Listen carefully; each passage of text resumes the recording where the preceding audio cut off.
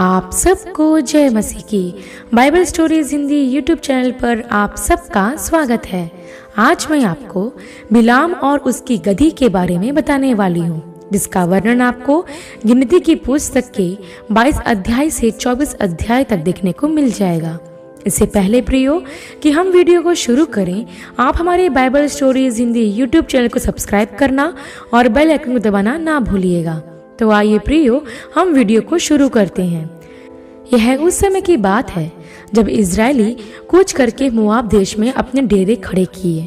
उस समय मोआब देश का राजा बालाक था, जो सिप्पोर का पुत्र था। जब बालाक को यह मालूम हुआ कि इजरायलियों ने एमोरियों से क्या क्या किया है, तो वह इजरायलियों से बहुत डर गया। तब उसने मिद्यानी पुरनियों से कहा कि अब इजरायलियों का दल हमारे चारों ओर के सब लोगों को ऐसा चट कर जाएगा जिस तरह बैल खेत की हरी घास को चट कर जाता है। तब बालाक ने पतोर नगर में अपने दूत भेजे ताकि वह बोर के पुत्र बिलाम को इसलिए बुला लाए कि वह इजरायलियों को शाप दे, क्योंकि बालाक यह जानता था कि बिलाम जिसको आशीर्वाद देता है वह धन्य होता है और जिसको शाप देता है वह श्रापित होता है। प्रियो, यहाँ मैं आपको बता दूं कि बिलाम कोई इजरायली पुरुष नहीं था। वह आराम देश का रहने वाला था, लेकिन परमेश्वर यहोवा की कृपा के कारण वह भविष्यवाणी कर सकता था और जो वह बोलता था वह होता भी था, क्योंकि परमेश्वर उसके द्वारा भविष्यवाणी कराते थे। जब राजा बालाक को यह मालूम पड़ा कि आराम देश में एक नबी है जो भविष्यवाणी करता है और जो उसके मुंह से निकलता है वही होता है, तो उसने अपने पुरनियों को बिलाम के पास भेजा ताकि वह उसे ले आए और इजराइल के लोगों के लिए श्राप की भविष्यवाणी करे, जिससे इजराइल के लोग नष्ट हो जाएं। तब हम देखते हैं प्रियो कि मोआबी और मिद्यानी पुरनिये दक्षिणा लेकर बिलाम के पास पहुंचे और राजा बालाक की सारी बातें बिलाम को कह सुनाई। तब बिलाम ने कहा कि आज रात यहीं रुको, जो बात यहोवा मुझसे कहेंगे उसी के अनुसार मैं तुमको उत्तर दूंगा। तब मोआब के हाकिम बिलाम के यहाँ ठहर गए। तब परमेश्वर ने बिलाम के पास आकर पूछा, तेरे पास यहाँ ये पुरुष कौन है? बिलाम ने परमेश्वर से कहा कि सिप्पोर के पुत्र राजा बालाक ने इन्हें मेरे पास भेजा है और कहा है कि इजराइल मिस्र से निकल आया है, जिससे भूमि ढप गई है, इसलिए आकर मेरे लिए इन्हें शाप दे। संभव है कि मैं उनसे लड़कर उनको बरबस निकाल सकूं। तब परमेश्वर ने बिलाम से कहा कि तू इनके संग मत जा और उन लोगों को श्राप मत दे, क्योंकि वे आशीष के भागी हो चुके हैं। प्रियो, यहाँ हम एक महत्वपूर्ण बात देखते हैं कि राजा बालाक बिलाम को इसलिए बुला रहा था ताकि वह इजराइल को श्राप दे, लेकिन परमेश्वर यहोवा बिलाम से कहते हैं कि राजा बालाक के पास ना जाना, क्योंकि इजराइल के लोग आशीष के भागी हो चुके हैं। प्रियो, इस वचन को पढ़ते समय मैं अपने आप को उत्साह से भरा हुआ महसूस कर रही हूँ, क्योंकि परमेश्वर ने अपने चुने हुए लोगों को आशीष का भागी होने के लिए अलग कर लिया है, जिनमें हर एक वह विश्वासी शामिल है जो यहोवा पर भरोसा रखता है और उसके वचन पर चलता है। प्रियो, परमेश्वर ने हमें आशीष देने के लिए अलग किया है और जिसको परमेश्वर आशीष देता है उसे कोई श्राप नहीं दे सकता। जैसा कि हम इस घटना में आगे देखते हैं कि जब यहोवा परमेश्वर ने बिलाम को राजा बालाक के लोगों के संग जाने के लिए मना किया, तो बिलाम ने सुबह उठकर राजा बालाक के लोगों से कह दिया कि तुम अपने देश चले जाओ, यहोवा मुझे तुम्हारे साथ जाने की आज्ञा नहीं देता। तब वे पुरनिये चले गए और राजा बालाक के पास जाकर कहते हैं कि बिलाम ने हमारे साथ आने से मना किया है। इस पर बालाक ने फिर संख्या में और अधिक पुरनिये को भेजा जो पहलों से प्रतिष्ठित थे। उन्होंने बिलाम के पास आकर कहा कि राजा बालाक यह कहता है कि मेरे पास आने से किसी कारण मना मत कर, क्योंकि मैं निश्चय तेरी बड़ी प्रतिष्ठा करूंगा और जो कुछ तू मुझसे कहेगा वही मैं करूंगा, इसलिए आ और उन लोगों को मेरे निमित्त शाप दे। तब बिलाम ने उन लोगों से कहा कि यदि बालाक मेरा घर सोने चांदी से भी भर दे तो भी मैं अपने परमेश्वर यहोवा की आज्ञा को पलट नहीं सकता, कि उसे घटाकर या बढ़ाकर मानो। इसलिए आज रात तुम यही टिके रहो ताकि मैं जान लूं कि यहोवा मुझसे और क्या कहता है। तब यहोवा ने रात को बिलाम के पास आकर कहा, यदि वे पुरुष तुझे बुलाने आए हैं तो तू उठकर उनके संग जा, परंतु जो बात मैं तुझसे कहूँ उसी के अनुसार करना। प्रियो, परमेश्वर ने बिलाम को बालाक के पास जाने के लिए स्पष्ट रूप से मना कर दिया था, लेकिन बालाक ने बिलाम से कहा कि यदि वह आएगा तो वह उसे ज्यादा सम्मान और संपत्ति देगा।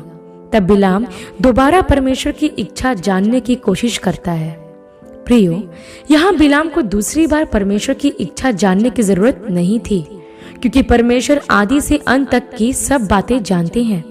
वह जानते थे कि उसके वहां जाने से भी बालाक का कार्य सफल नहीं होगा, लेकिन बिलाम सम्मान और संपत्ति पाने के लिए ललायित हो गया। उसका मन उस सम्मान और संपत्ति की तरफ आकर्षित हो गया जिसका प्रस्ताव राजा बालाक ने दिया था। प्रियो, कभी कभी आप भी अपने आप को ऐसी परिस्थितियों से घिरा हुआ पा सकते हैं जब आपको परमेश्वर किसी जगह पर जाने के लिए मना करते हो, लेकिन वहां की तनख्वाह आपको आकर्षित करती है। तब आप इस प्रलोभन में पड़ जाते हैं कि परमेश्वर की इच्छा दोबारा जाने। प्रियो, जब भी आप ऐसी परिस्थिति में पड़ें तब बिलाम को याद करें। परमेश्वर अपना विचार इसलिए नहीं बदलेगा कि आपको ज्यादा वेतन या ज्यादा सम्मान मिलने वाला है, लेकिन परमेश्वर यह देखते हैं कि अगर कोई व्यक्ति उस राह पर बढ़ना ही चाहता है जिस पर जाने के लिए परमेश्वर ने मना किया है, तो वह उसे रोकेगा नहीं, वह उसे जाने देगा। यही वजह थी कि जब बिलाम ने दूसरी बार परमेश्वर की इच्छा जाननी चाही तो परमेश्वर ने उसे जाने के लिए कह दिया, लेकिन यह परमेश्वर की सिद्ध इच्छा नहीं थी। प्रियो, परमेश्वर ने हमें स्वतंत्र इच्छा दी है।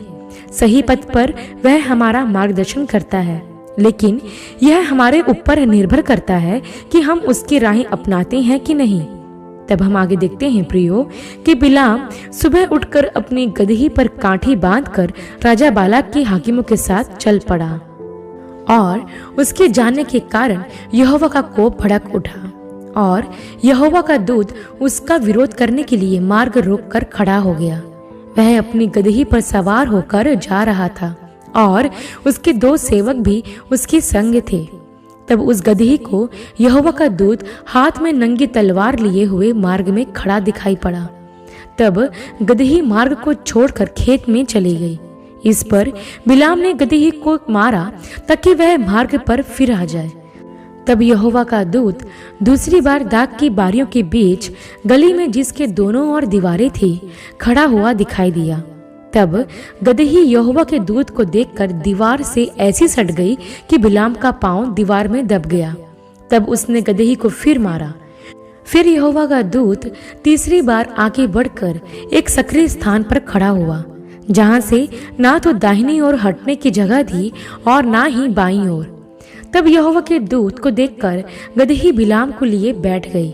फिर तो बिलाम का क्रोध भड़क उठा और फिर उसने गदही को लाठी से मारा। तब यहोवा ने गदही का मुंह खोल दिया और वह बिलाम से कहने लगी कि मैंने तेरा क्या किया है कि तूने मुझे 3 बार मारा।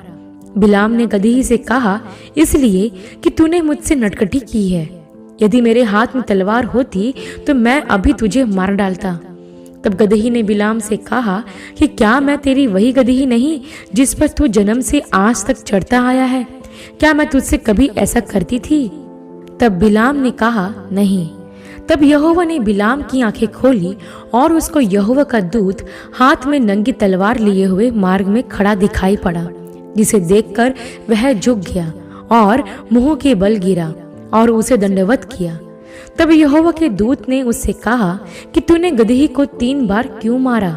सुन, तेरा विरोध करने को मैं ही आया हूँ, इसलिए कि तू मेरे सामने उल्टी चाल चलता है। और यह गदही मुझे देखकर मेरे सामने से 3 बार हट गई।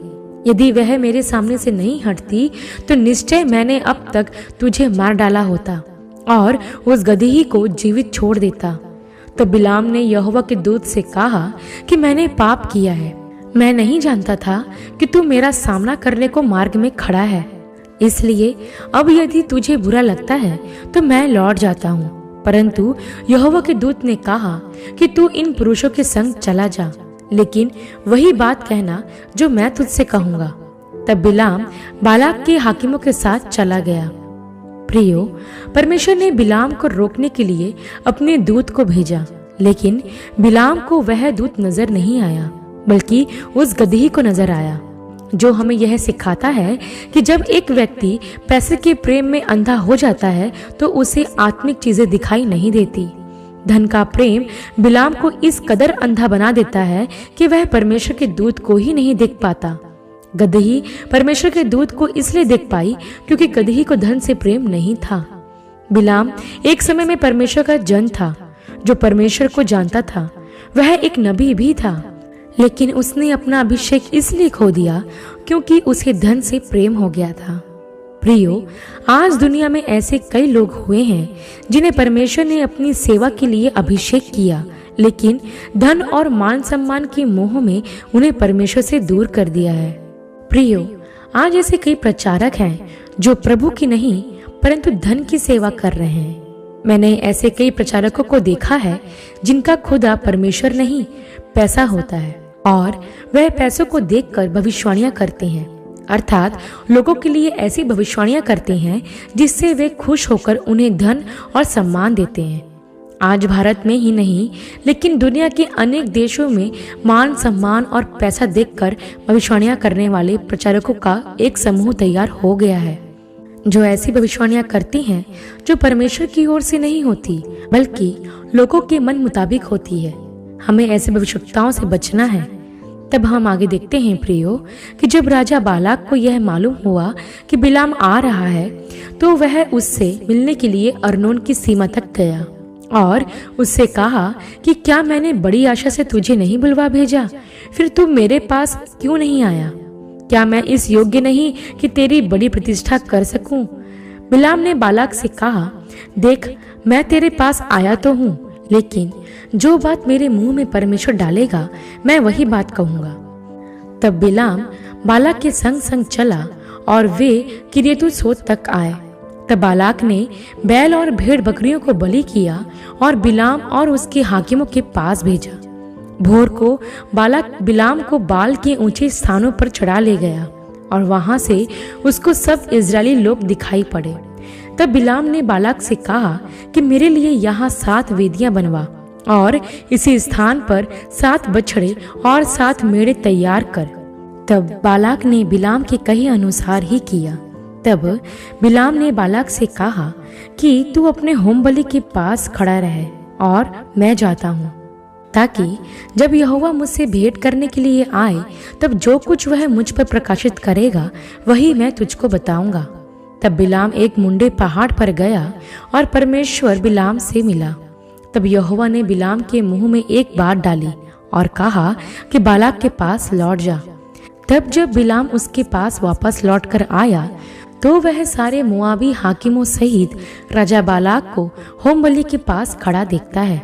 तब बिलाम वह बात कहने लगता है जो यहोवा ने उसके मुंह में डाली थी, अर्थात वह इज़राइल के लिए आशीष के वचन कहता है। तब बालाक ने बिलाम से कहा कि तूने मुझसे क्या किया है?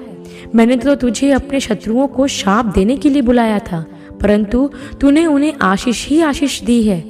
तब बिलाम उससे कहता है, जो बात यहोवा ने मुझे सिखलाई, क्या मुझे उसी को सावधानी से बोलना नहीं चाहिए? तब बालाक बिलाम को दूसरे स्थान पर ले गया जहां से वे केवल बाहर वालों को देख सकें। तब बालाक ने कहा कि अब यहाँ से मेरे लिए उन्हें शाप दे। तब बिलाम ने वहां 7 वेदियां तैयार की और प्रत्येक के पर एक बछड़ा और एक मेढ़ा चढ़ाया। फिर बिलाम ने बालाक से कहा, तुम यही वेदी के पास खड़े रहो और मैं उधर जाकर यहोवा से भेंट करता हूँ। और बिलाम यहोवा से भेंट करने को गया।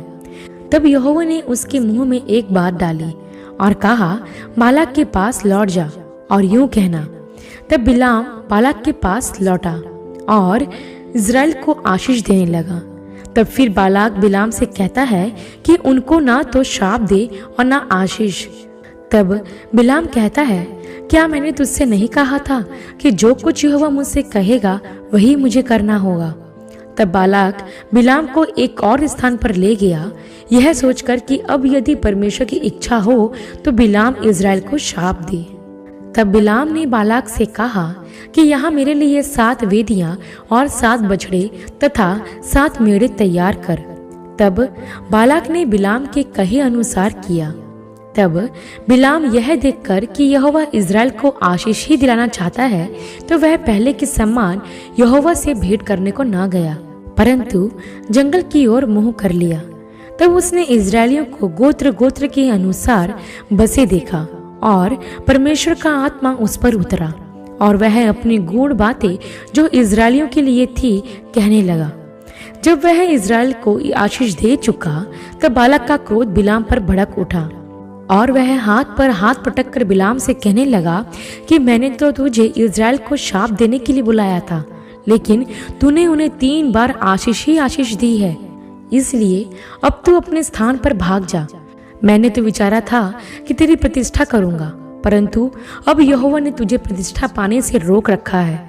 तब बिलाम ने बालाक से कहा कि क्या मैंने तुझे ना कहा था कि यदि तू मेरा घर सोने चांदी से भी भर दे तो भी मैं यहोवा की आज्ञा को तोड़कर ना तो अपने मन से भला कर सकता हूँ और ना बुरा। जो कुछ यहोवा कहेगा वही मैं करूँगा। तब बिलाम इज़राइल को अंतिम आशीष देकर अपने स्थान पर लौट गया और बालाक अपने स्थान पर वापस चला गया।